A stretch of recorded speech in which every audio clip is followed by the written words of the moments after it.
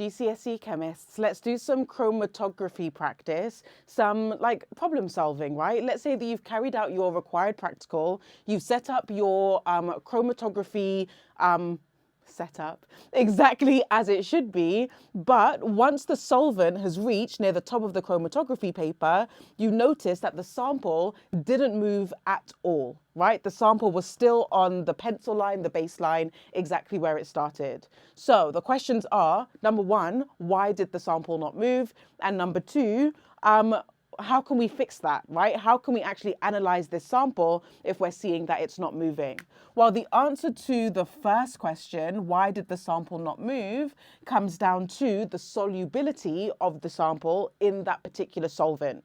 We know that in chromatography, as the solvent travels up the chromatography paper, it's going to pull the sample up with it based on the interactions between the sample and the solvent.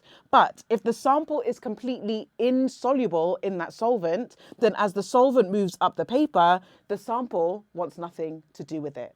Okay, so why did the sample not move? Well, the sample must be insoluble in that particular solvent.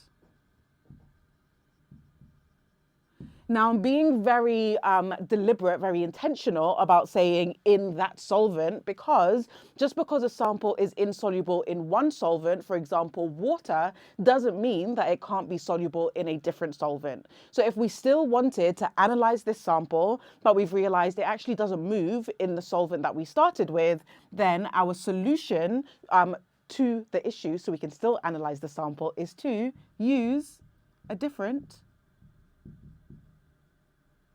solvent. And that's it. So let's say you used water to begin with, and so then you switch to ethanol, for example, okay? Because if it doesn't move, it's insoluble in one solvent, it could still be soluble in another one. Yay, nice and straightforward. For more GCSE chemistry practice, make sure you're following. Ow, my head just hit the board. Let me know if you've got any particular questions on chromatography, or there are any other topics that you really want me to focus on. And I'll see you then. Okay.